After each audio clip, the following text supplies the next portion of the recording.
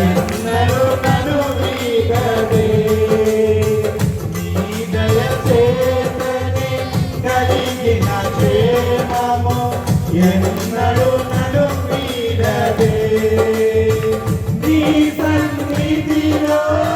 పొందిన మేలు కలగని సౌభాగ్యమే నీ సన్నిధిలో పొందిన మేలు కలగని సౌభాగ్యమే యేసయ్యా యేసయ్యా